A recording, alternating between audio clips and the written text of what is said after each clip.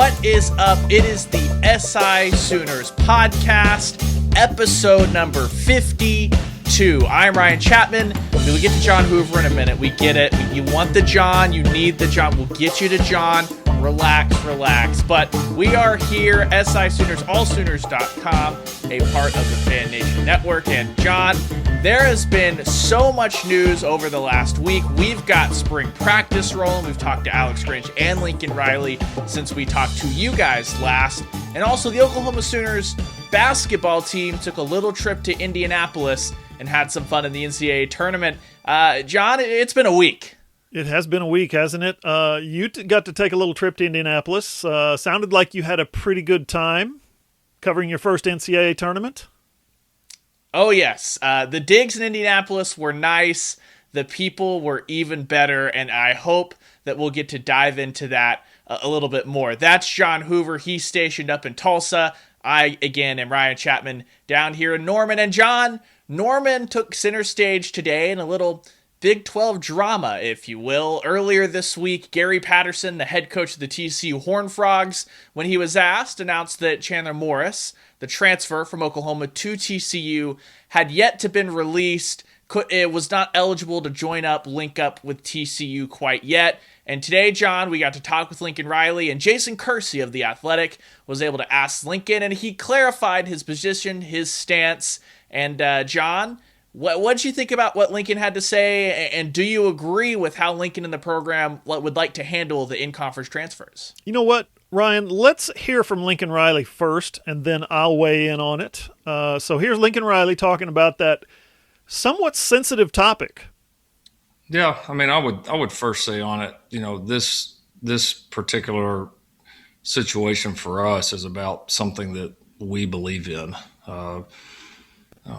Myself, the leadership here at OU, we think it's unhealthy for college football to encourage intra-conference transfers. Now, that doesn't mean that we're against people being able to transfer to other institutions, any other institution we want. I think that rule obviously has been changed. I think it was a good rule to change. And, now players could have the ability and freedom, as they should, to be able to go to any school they want. But I do think the interconference can complicate things. And I think the world of coaches understand the big picture and understand that's going to bring along a lot of negatives that I just don't know that we want in this game. And so that's something that we've been adamantly opposed to, for a long time. I mean, I get the landscape is changing. We're certainly watching that, and we'll adapt as the world changes. But this has nothing to do with the person, Chandler Morris. Chandler Morris did a tremendous job here. He's a terrific young man. He's got a great family. Sure, I hated to see him go. You never want, players to leave your program, but I know he's going to a good program there with Coach Patterson, and I really do. I wish the kid all the best. To illustrate the point, I had another, freshman in the same class that left and went to a Pac-12 school, and we released him right away for the same reason. I don't believe that you ought to be able to transfer in conference and be immediately eligible to play. I think we've got to discourage that. Again, doesn't mean you can't choose to go to another school. Go to any school you want. That's your freedom, and we get it. And so now, how long will that last? I mean, obviously that's kind of it's a fluid situation right now. A lot of those decisions are being made, and we've made the choice to take a step back to see how all this unfolds on a national level, on a conference level, and we're certainly going to be open-minded about it. But again, the person, the name on it is meaningless to us. It's about something we stand for, and I just think, I know there's been a lot of positive rule changes. Again, but guys being able to transfer wherever they want, I think being one of them that have helped the game and have helped athletes, and I'm 1,000% for that. But I also, when there's something that we believe is going to make the game worse, I don't want to just do the politically correct thing every single time and just sit back and say, okay. And so this is something that we believe in. I get that some people are going to disagree with that. Some people are going to agree with that. I get it. but this is just a core belief that we have. And so we're going to let this thing, our plan is just to let this play out and let some of these rules solidify. And we'll be open to watching it and seeing how it unfolds. Yeah. So Ryan, I don't really like wafflers. I like you to take a stand one side or the other, but I'm waffling on this. I am. I think the kid should be allowed to go wherever he wants.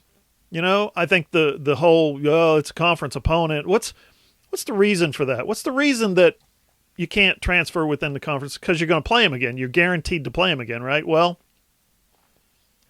so I get that, and I get the Lincoln Riley side of it that's like, we didn't recruit him and develop him and put all the resources into him so he can go take everything that we've given him, including the playbook, to TCU, who is a conference opponent. I get that. I totally do. At the same time, there's a rule in place right now that says if you transfer to another school in your conference, you have to sit out a year. That rule wasn't just written yesterday, wasn't just written today. It was written, and Lincoln Riley knew about it for sure because he denied Austin Kendall's transfer initially to West Virginia. That didn't really come and matter at the end, did it? But you know who else knew about it? Gary Patterson knew about it, and Chandler Morris knew about it. When they decided that he was going to transfer to TCU, they knew about that rule.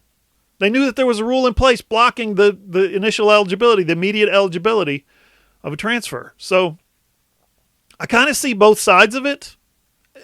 Ultimately, what's going to happen, the media, the quote-unquote liberal media, right? The media is going to get a hold of it, which we already have. Everybody's going to try and shame Lincoln Riley, which they already have. And it's going to eventually come to a point where Lincoln does, I'm guessing, pretty much the exact same thing he did with Austin Kendall, which is, okay, we've made our point. We've said our piece. We don't think this should be allowed. We think it hurts college football. He said that today.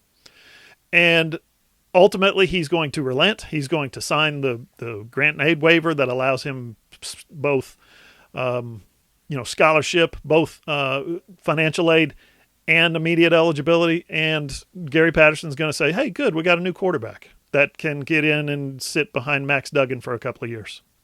Yeah, this is one of those things this is what makes the transfer business so complicated and murky, John. There are these rules, but then you have the rules kind of get bent and circumvented because the teams can just say, okay, fine, whatever. Or when you're talking about transfers on the large scale, the NCAA having to rule case by case, things like that.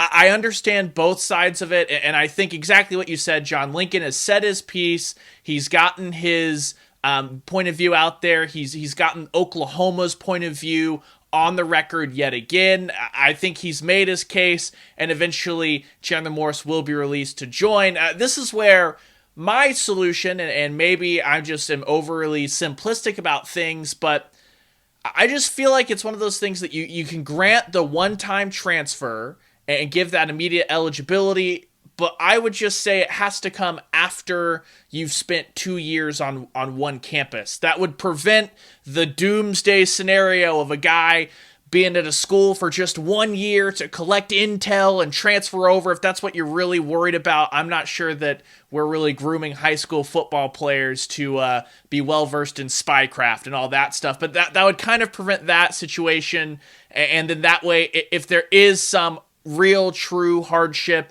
we see this all the time of needing to get back toward family, things like that, then you can move that on a case by case. Then maybe that would alleviate some of this stuff. But I just think, John, it's a hard issue any way you look at it, because everything is so different, and you're talking about two sides of the same coin eventually, as it tends to affect everyone anyway. But sticking with the theme of quarterbacks here, talking about Chandler Morris there. Oklahoma, the reason Chandler Morris transferred is because they've got an electric quarterback already in Spencer Rattler. And John, with what Spencer Rattler did last year, how he performed, how he closed the year, it's easy to forget that this is a guy that never really had a true, real spring practice on campus in Norman as the starter to get that kind of preparation. We talked to Lincoln today about Spencer. We talked to Spencer Rattler himself, talking about some of the body transformations, the mental reps, all that stuff. And John, what's kind of your take on how you think Spencer Rattler's attacking this first spring and what it could mean in the fall as Spencer Rattler goes into his second year as a starter? Yeah, if you guys want to watch Lincoln Riley's press conference,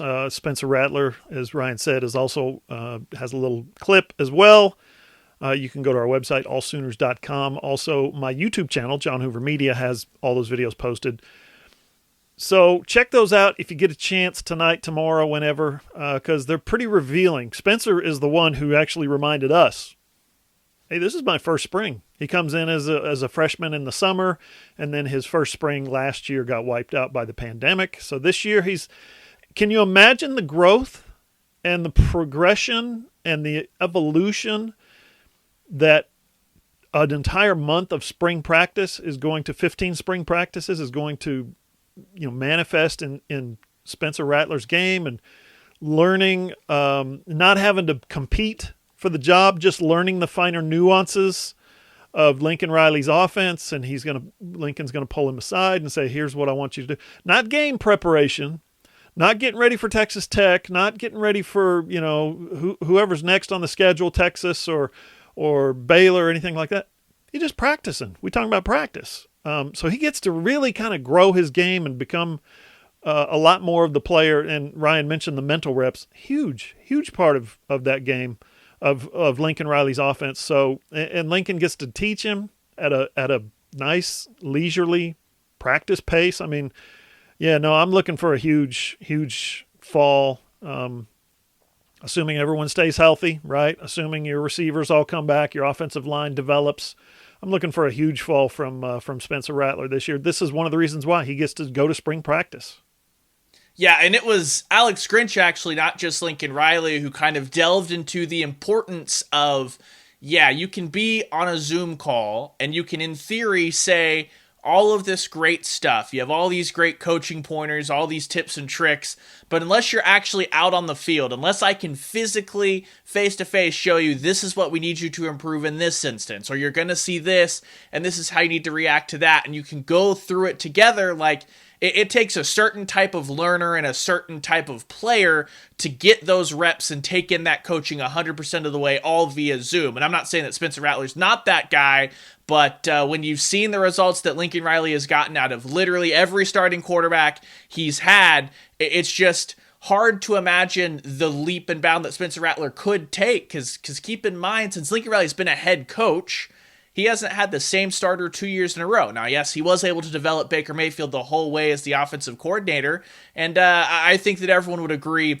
that those results kind of speak for themselves. So it's good to see that coming back, and Spencer Rattler seems to have his mind all in the right spot, John. He talked at length about the body transformation he's trying to do as well, as far as how to shave that body fat percentage down and make sure he's in the best condition possible physically to go along with all these mental reps that he's going to get. So really, really interesting to see, intriguing what exactly we'll see. Hopefully some of that will manifest itself here at the spring game here in a few weeks. Now, another guy that's coming back to spring practice, John, is not someone who we saw go through the trials and tribulations of the seasons last fall, and that's running back Kennedy Brooks. He had opted out last year. He's opted back in, rejoined the team, getting back up to speed. He's got some new cohorts there in the running back room since the last time that he stepped foot in there. He's got a new coach in the running back room since the last time he stepped foot on the field for Oklahoma. What do we think about Kennedy Brooks coming back, and what are your expectations for him as well,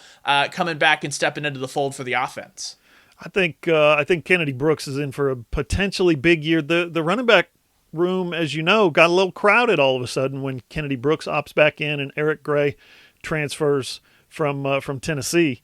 That's something that if you think about it, they went from having Seth McGowan and some guys to, all of a sudden they've got some 1,000-yard rushers, 3-time Mr. Tennessee football. I mean, they're kind of loaded. But my favorite quote probably just in the last 5 years from OU football is when Lincoln Riley said he was trying to explain Kennedy Brooks's running style, and he said it's like you're going down to the park and playing with your Labrador. Remember that? And he's just kind of running around, just kind of running through holes and looking at guys, avoiding guys and stiff arm that dude. Maybe he spins away from. Where does that running style come from? It's so unique. The question is, after having a year off, and I wish I could have gotten back into the Zoom call today to ask this question of Rattler, of Riley, of somebody. Is there a rust factor at play here? Because you go straight from high school to college. You're starting as a freshman. You're starting as a sophomore. All of a sudden, you sit out your junior season. You come back in 2021, and is there a rust element to your game? You know, whether it's vision, timing. I'm guessing there's probably not. You know, it's running the football is a lot of instinct, but does some of that instinct get dulled when you're not doing it for an entire season? I don't know. If it does, here's the deal. If it does, McGowan's really good and Eric Gray's really good, and those guys that they've got in addition to Kennedy Brooks are really good. So maybe he'll have another 1,000-yard season as the featured back. Maybe he won't. Yeah, well, and you talk about all those guys. You've got Mikey Henderson, too, who it appears has made that transition from the tight end H-back room into that running back room. He's a guy, John, didn't get a ton of opportunity last year, but every time he touched the ball, you just had this feeling of like, wow, something big, something awesome could happen because he's got that kind of talent. The rust factor is absolutely something that I'm going to be looking out for. But here's the other thing is that Kennedy Brooks has not only been so great for Oklahoma over his first 2 years as a starter, he was incredibly durable. And I always wonder, it's something that I just don't know, can you take that entire season off and then come back into the fold and maintain that durability? Or will there be a period where maybe he has a few little niggling injuries that he's having to deal with? Just because I don't know of anything, John, that could simulate the hits and the wear and tear on the human body that happens during a football season. I just don't know how you can simulate that, even if you are going to the gym 2-3 times a day, staying in the weight room, staying with that conditioning. So that'll be something else to watch. But thankfully, even if Kennedy Brooks is a little bit slow out of the gates, like you said, they've locked and loaded that running back room to give him plenty of support while he tries to get back up to speed. Up next on the SI Sooners podcast, John, we have to recap that trip to Indianapolis. Hey, listen up. Spring is here, but you know the seasons in Oklahoma. Hot one day, cold the next. That's a lot of work for your heating and air unit, but the guys at Trade Pros got you covered. Sign up for one of their no-hassle service plans. They'll come out twice a year and tune up your AC and your furnace, and you get priority scheduling and discounts. Just call Chris at Trade Pros, 405-316-0598. That's 405-316-0598. Or go to TradeProsOKC.com. Hey, are you a business owner looking to get your product out there to the masses? Let's say you run a hotel in Norman or a car dealership in Oklahoma City or a restaurant in Edmond, or maybe you're a small online business who creates and sells OU merchandise and you just want Sooner Nation to come sample your wares. Well, then consider advertising in this space right here on the SI Sooners podcast. SI Sooners reaches thousands of readers, viewers, and listeners literally every day, and the SI Sooners podcast is the ideal place to find your next customer. To advertise, send an email to allsoonersi@gmail.com or DM us on Twitter at all_Sooners.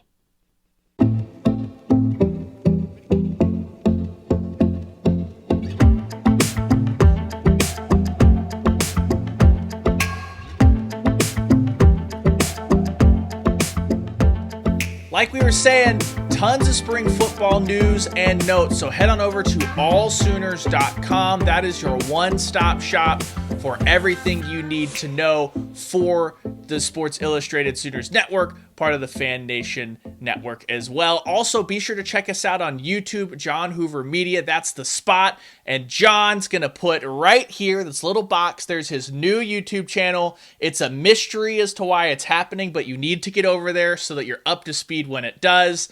It's very complicated. The powers that be at YouTube are making life hard on John. He's very stressed every time I ask him about it. Just subscribe. It'll make John much less stressed. It'll make him much happier as well. And remember, all of our content over at SI Sooners, allsooners.com, is free for now. No credit cards, no subscriptions, anything like that. So head on over and sap it all up while you can. John, before we hop over to basketball, we do need to put a pin in the offense. We got to talk to Marvin Mims today. He was awesome, but first time. I was really struck and surprised by like his drive, because people were kind of asking him, hey, breakout freshman year, what's next for you? And he just never flinched, laser focused, pretty much said, if I put out the same level of production next year that I did in this past season, that's a failure to me, because I didn't progress, I didn't get any better. And to me, that's the kind of attitude you got to have, especially in that talented wide receiver room. I was really impressed with Marvin Mims today. Again, first time that we've had him doing the interviews, doing the Zoom calls. He knocked it out of the park. He did a great job. But yeah, that's one of the things that as a young receiver, he actually said, yeah, I had a great year last year, which I kind of did a double take at the screen. Like, did he just say that? And he immediately said, but I need to get better. There's a lot I can work at. There's a lot more I can do. There's a lot left on the table. So that was impressive to see a young guy say that. No, I wrote a story about Marvin, allsooners.com. You get, Jeremiah Hall to weigh in, who's so wise beyond his years. The H-back, the fullback, who kind of looks around. I asked him about the young guys being precocious on the roster, and he's like, yeah, he said, I had to wait. I had to redshirt. There were guys in front of me. These guys are coming in, and the freshman receivers that we've got now, they're coming in and they're ready to play. And so he was impressed. Rattler said simply, Spencer Rattler, when I asked him about it, he said, hey, you're either a baller or you're not. It doesn't matter whether you're freshman, sophomore, junior, senior, you're a baller or you're not. So it's got some great quotes from the guys in there. Lincoln Riley weighed in on it as well. I hope we get a lot more Jeremiah Hall, and I hope we get a lot more Spencer Rattler, and I hope we get a lot more Marvin Mims, because all three of those guys were extremely good today. Yeah, absolutely. And I don't really see a scenario in which we won't get a ton of those three guys this year, John, assuming everything goes to plan, just because of how productive they were. But Spencer Rattler did also talk about another guy there, Trajan Bridges. It's really interesting, John, because you talk about that absolutely loaded wide receiver room from last year, the expectations on Trajan Bridges, Jaden Hazelwood, Theo Weiss.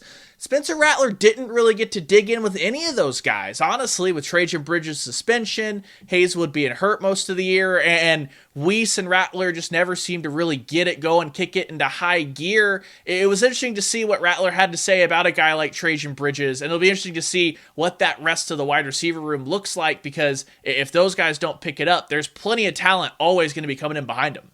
Yeah, he said he's got better chemistry with Trajan Bridges than just about anybody, which surprises me because Trajan was ineligible for 10 games last year, 9 games. So yeah, that's pretty surprising. Hazelwood was hurt. Theo Weiss, kind of dropped some passes, some really important passes. So I guess if you're looking to build chemistry with a guy, I would think his main guy is Marvin Mims, just because of the unbelievable plays that kid made. But you're right. Cody Jackson's on campus in spring. He's there right now. He's working out. He's lifting. He's running, and he's going through practice, obviously. And then Mario Williams, the 5-star SI All-American, he's on campus and he's doing all kinds of things, and he's impressing people with how quick and how fast he is. That's been a heck of a group, young guys who are getting a lot of reps, a lot of time, a lot of important experience at the position. So, yeah, is Oklahoma's passing game going to drop off next year? I don't think so. No, and not to mention bringing back Austin Stogner, a healthy Austin Stogner after that scary situation there toward the end of last season. A guy we've already talked about, Jeremiah Hall, sure-handed. Braden Willis, he came in toward the end of the year last year as Stogner stepped out, and he made some big catches for this Oklahoma team. So there's always going to be playmakers. There's always going to be guys for Spencer Rattler to get the ball to. It's just a matter of who's going to step up and be that guy, because this is one of those things that this Oklahoma offense is going one direction, and it's either going to take you with it or leave you behind. So you got to get on board and produce, because there's just so many stars, so much talent across the field that it's too good not to get going and figure its way out. It's just a matter of who's going to be catching those deep bombs, who's going to be taking home those touchdowns. Now, John, let's switch gears away from the football field here really quickly, as like we said earlier, I took a little trip this past weekend to Indianapolis. The Oklahoma Sooners, their season came to an end. They went 2 games in the NCAA tournament, John. On Saturday night, a big win against former Big 8 foes, former Big 12 foes, the Missouri Tigers, in that opening round matchup. That was at Lucas Oil Stadium. And then the Sooners went to Hinkle Fieldhouse and played the best team in the country, the Gonzaga Bulldogs. And John, despite the final score, I think OU put up one hell of a fight against the Bulldogs. Ryan, remember when they open the bracket and they say, will you take this team or the field? Give me Gonzaga against the field. My gosh, those guys are good. So fundamental. I mean, you don't expect Drew Timme to have he had a career 30 points, career high 30 points. You don't expect that every time he takes the floor, but did that not look effortless on the part of Gonzaga? Like Oklahoma could have probably, the way they started, especially the way Austin Reeves started, probably could have taken down most teams short of maybe Gonzaga and Baylor, but they get stuck with Gonzaga in the second round. As well as Oklahoma played, they had no chance. I don't remember seeing a team that flawless in the NCAA tournament. I remember Villanova had an unbelievable run there for a little while, and gosh, UNLV comes to mind, just the athleticism and doing. And when I say flawless, I mean like every possession is valued. Every defensive possession is do or die to those guys. They were hitting shots. They hit all their free throws. They weren't turning the ball over too much. It was like, is there anything that they do? Mark Few's one of the unbelievable coaches in the country. He's got those guys coached up. That was so impressive. Now, having said all that, Oklahoma played their tails off, didn't they? Man, Austin Reeves just playing with just guts and grit. That was impressive. You would have liked to have seen Brady Manick been able to go out maybe a little stronger in his final college game, we think might be. He's got the option, I guess, of returning. But yeah, on the whole, you'd like to see maybe Kirk Queth get a few more minutes against certain teams, against guys with big men. He doesn't really bring a lot offensively, but did he not keep them in the game with the block shots, that flurry of block shots? It was like all of a sudden it went from I think a 16 or 18 point game back down to 12 because they started getting momentum from all those block shots. So I thought OU played very well. I thought there were stretches where they didn't, and that's just the thing. Gonzaga didn't have any stretches where they didn't play well. Gonzaga had 40 minutes, almost 40 minutes of playing unbelievably well, and that's just too tall a task. Yeah, I'm really the only thing critical I think you can say about Oklahoma's performance is that they shouldn't have been there, John. Like, if you go down that stretch run where they drop those 4 of 5, 5 of 6 there, if you just pick up half those games, maybe you split with Oklahoma State or you beat Texas, any of those things, and you probably find yourself in any other part of the draw. You're going to have to beat great teams in any tournament run, but when you're playing a team like that against Gonzaga, you would rather have to play them as far away as possible and show, because yeah, they did play really well, but they were missing a guy like Davion Harmon, because I really think, John, I asked Austin Reeves about this. He kind of played it down a little bit in the post game, but when you pick up your third personal foul with 17 minutes left in the game, and you know as the senior leader of this team, Lon Kruger's not going to pull you off the floor, that's where Gonzaga really took over and kind of upped that lead to that 16, 17-point mark, John, because it just looked like Austin Reeves was a little bit hesitant and a little bit apprehensive to be as aggressive as he had been, because if you pick up that charge, you got 4 fouls and you're just one ticky-tacky foul away from being done for the day.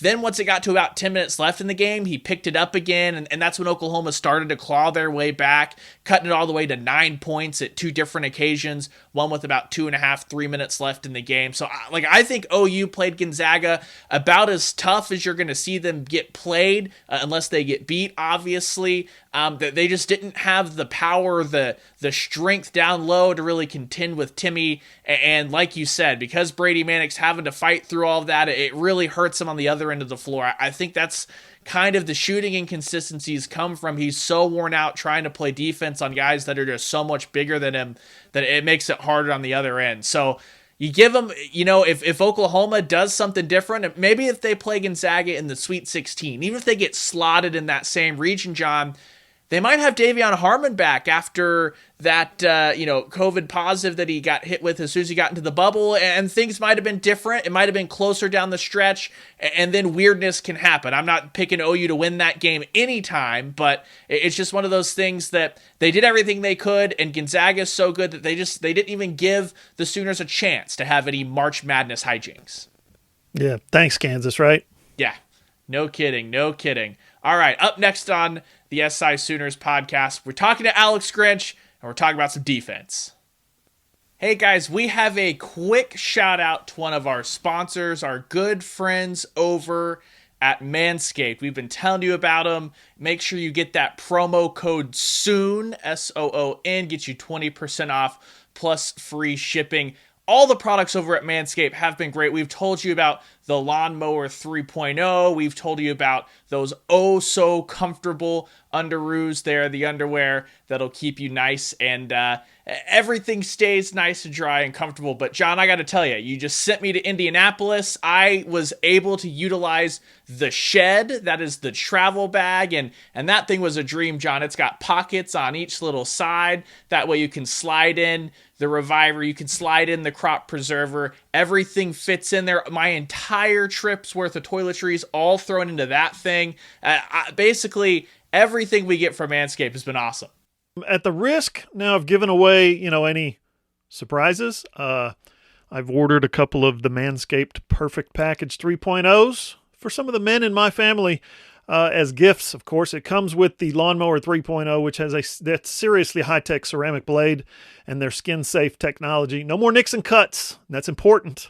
That bad boy also has that fabulous LED light switch, which if you've ever tried personal grooming without a light, well, good luck with that.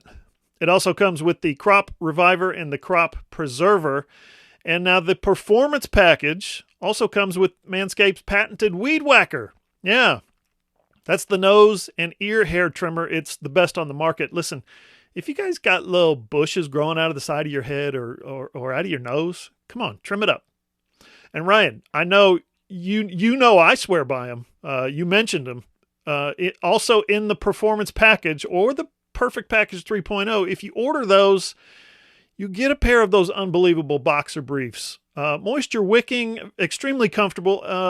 You also get the fantastic luxury toiletry bag that Ryan just mentioned. You know what? That is a free gift if you order the Performance Package or the Perfect Package 3.0. Just remember, you got to use the SI Sooners podcast listeners special promo code. Get 20% off and free shipping when you use the promo code SOON, SOON, SOON. Manscaped.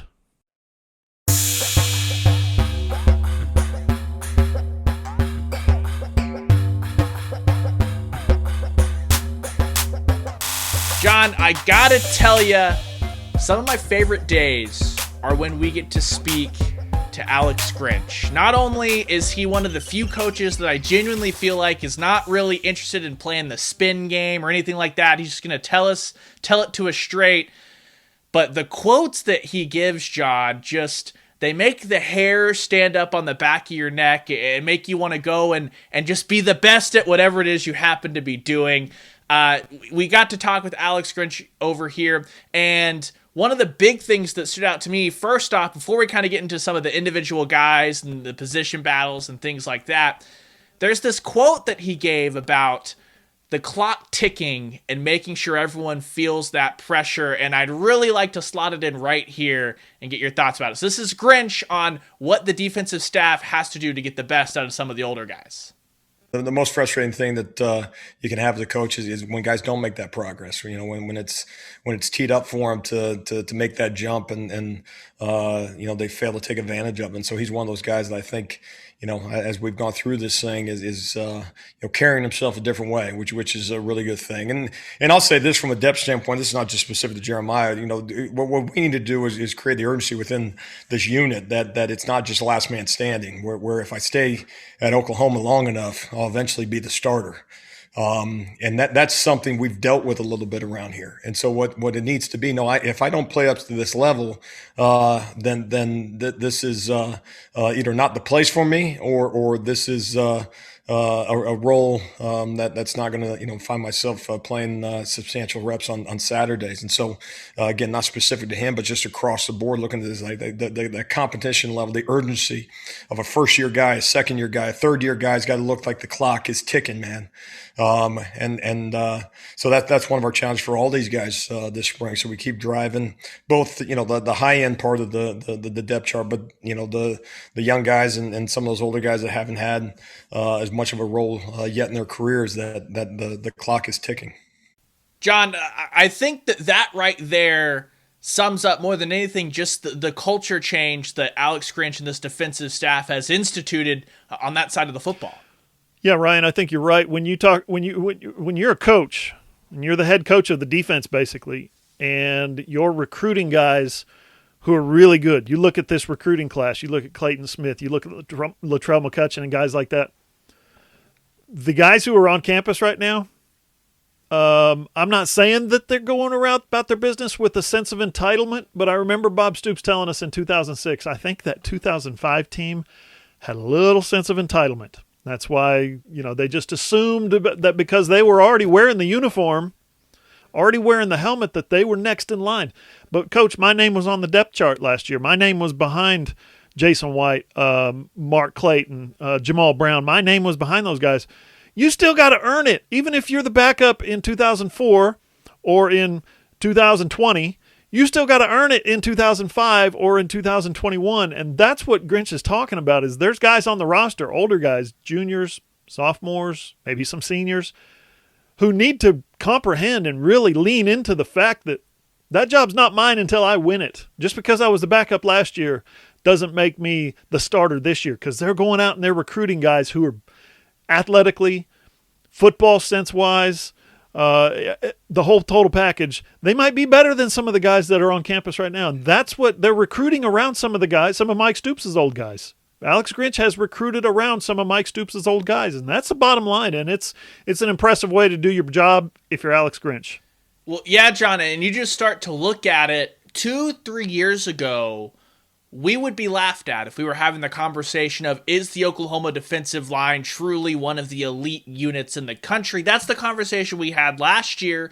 And coming into this year, we're talking about, yes, Ronnie Perkins is moving on to the NFL, but you're getting Jalen Redmond back, and you're thinking, okay, if Perion Winfrey can step up, if Isaiah Thomas can just stay on the outside and Benito and Isaiah Thomas be your pass rushers, this again could be one of those units.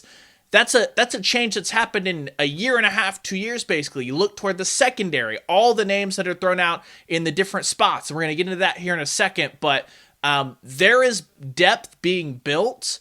And the best part about that depth is that you can then have that competition day in, day out. That you should no longer have a cornerback not progressing because he doesn't feel the pressure, the heat of that younger guy behind him trying to take some snaps off his plate and take his job. So that's what has to happen for your defense, for any team, offense or defense. That's what has to happen at almost every position to stay sharp throughout the year and to play at that championship level. And I think that I feel like that's about to start happening on the defensive side of the football in Norman. But if not, if for some reason that's not happening, I feel like for the first time in a while, you have a coaching staff that will do something about it and take some playing time away from some guys or figure out a way to move some people around to get 11 guys who are talented but are also willing to put in the work out on the field. Now, John, speaking of guys moving around, we've got a few guys working at some different positions. We just want to roll through that. But I think we need to start with the biggest recruiting win Alex Grinch has had this offseason so far. Billy Bowman, he is enrolled early, and he is listed as a nickelback, getting some work at that nickel safety spot. How big is this for the Oklahoma defense? Nickelback. Look at this photograph. I'm kidding. But yeah, Billy Bowman, man, Yeah, I asked Lincoln Riley about that today. Is this one of the recruiting battles in these walls, as Alex Grinch put it, that you lost? And he laughed and said, nah, he said, we can't put too much on his plate. He's just a young guy. But he said we're going to start him out at nickel. Figure that's the best place to start and best thing to do this early in his career. But he also said, Lincoln Riley himself said, we're going to work him in at special teams on returns. Of course, kid's unbelievably dynamic. He also said we're going to toy around with him offensively. So I'm not giving up hope yet that Billy Bowman's going to carry the football on offense, whether it's jet sweeps or screens, tunnel screens underneath, or maybe they try something. I don't know. Lincoln Riley's got the tools and the talent. Billy Bowman is one of those tools, and he is very talented. So yeah, no man, I can't wait to see what he's going to do. I still think he's going to do offense. I've been saying he's going to go both ways. Alex Grinch said Monday, yeah, it's possible that a kid can go both ways these days. Billy Bowman's that special offensively, athletically. He's going to make, at some point, he's going to get the football in his hands and he's going to score a touchdown, and everybody's going to go, why are we giving him the ball more? I'm trying to think back, John. Is Reggie Smith the last guy that got serious consideration on all three sides of the football for the Sooners? Maybe Reggie Smith. What would that have been? 07? Yeah, no, I can't remember. It's escaping me right now. I think there's been one or two who have gotten a little bit of a look, but nobody like this. Yeah, the best part for Sooner fans is that Reggie chant. You just swap that out, put Billy straight back in right before punts and kickoffs, and I think they're going to be set. But moving across some other positions there in the secondary, a guy we've heard a lot about, Justin Harrington, John, he got hurt very early on in camp last year. If my memory serves me correct, it might have even been the second day of camp he got hurt. We had kind of all thought maybe safety is where he'd be looked at, but Alex Grinch said that he was working at a little bit of different spot, right? Mm-hmm. Yeah, how about that? 6'3", 216, I think, is his stature right now, and they're working him at cornerback. That doesn't pretend that he's going to be exclusively a cornerback, but they're seeing what he can do at corner. Grinch said he actually injured the knee in high school and then played 2 years in junior college with it injured, without it being repaired. And so he got to Oklahoma and he's like, Coach, my knee hurts. Well, let's get that thing looked at. Oh, you've got some kind of damage in here. You've got some kind of structural tear. So he gets it operated on. Yeah, second day of practice last year. And he's a guy. I mean, he is one of those guys that Sooner Nation, Sooner fans are just like, when can we watch him play? When can we see him? I haven't seen him play personally, of course, because I don't watch a lot of junior college football. I'm just saying his highlights are amazing, and that was on a bad knee. He's supposed to be all that. I can't wait to watch him play. Yeah, it'll be interesting to see, because obviously the question is going to be, at that size, do you have the speed that the Oklahoma coaching staff wants to play that corner position? Is this just a matter of, I've heard some suggestions that maybe you're working him at corner to improve some of his hip flexibility and things like that, to then move him back to safety. That all's above my paid grade, John. It's just interesting to see. Anytime you get a guy that's working at a spot, you're going, that's not what we expected coming into today, but it'll be interesting to see how that plays out. And then there was another guy that Alex Grinch was asked about specifically, also might be working alongside Billy Bowman there at that nickel position, and this is Jeremiah Cradell. He's a guy that I think we all remember back when he commits live on ESPN, Lincoln Riley is hooping and hollering. That goes out on Twitter. It's that feel-good moment. Then we haven't really heard a ton from Cradell. He got onto the field a little bit last year, but didn't really play what I would consider a major role. But it sounds like Alex Grinch is pleased with this development. He said he still needs to take that one last step, but Jeremiah Cradell could be the answer in the interim here at the nickelback position while Billy Bowman gets up to speed. How about the hyperbole on the part of Alex Grinch? In all my years, in all my career, he said, I don't know that I've seen one guy take a leap from year one to year two like he has. So I think he's talking about from 2020 to 2021. They're expecting really big things out of him. He plays physical. Cradell, he plays physical. He can play that line of scrimmage position. He's athletic enough, and he's got long arms. He can play that. He's 5'11", but he plays bigger than that. He's like Woody Washington. You look at him, you look at his height, 5'11". Yeah, but he plays up in the air. He plays way up there. So a lot of cornerbacks, a lot of 5'10", 5'11" cornerbacks don't do that. They play on the ground. So when you've got a guy who's athletic, instinctive, can read the game, can anticipate what's coming, and then is athletic enough to do something about it, that's what they're thinking right now with Jeremiah Cradell. Yeah, and it's one of those things that this has been the criticism, other than the penalties, that Sooner fans have pulled their hair out about. Brendan Radley-Hiles playing that spot is when you go up against the Iowa States of the world, teams that have those really big-bodied, big tight ends. Brendan Radley-Hiles struggled with those guys just because of being so undersized.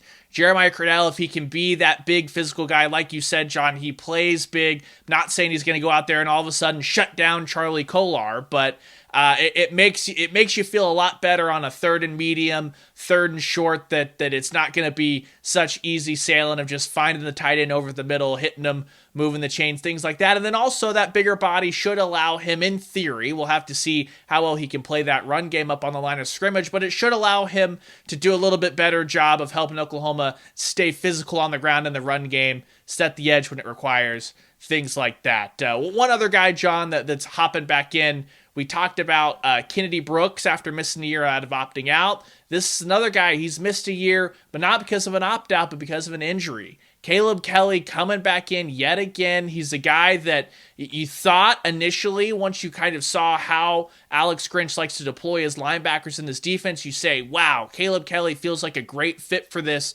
We just haven't got to see him play a prolonged amount in this defense. Any huge expectations for Caleb Kelly coming into this season? Well, I think it's going to be tough, Ryan. I think it's going to be tough for him coming off of back-to-back knee injuries like that. He was the starter, and then the knee injuries started piling up, and that allowed Deshaun White to get into the starting lineup. Deshaun White, leads the team in tackles almost last year as the middle linebacker. Brian Asamoah actually did lead the team in tackles in his first year as the starter last year. He's incredibly athletic. He's got a bright future as Oklahoma's inside linebacker. And then those guys are backed up by David Agwebu, who looks like a Pro Bowler to me. So, ideally, you find a package that Caleb Kelly can play in that allows him to utilize his instincts, his football savvy. He's very, very smart. He's got an incredibly high character guy. He allows you to, hopefully you find somewhere that allows you to put him on the field where he can make those instinctive plays like we saw a couple of years ago at West Virginia. Game-changing, turnover, scoop and score type plays that other guys, the Oklahoma defense, Grinch has preached turnovers, but they haven't really, especially fumbles, haven't really fallen out of the sky yet.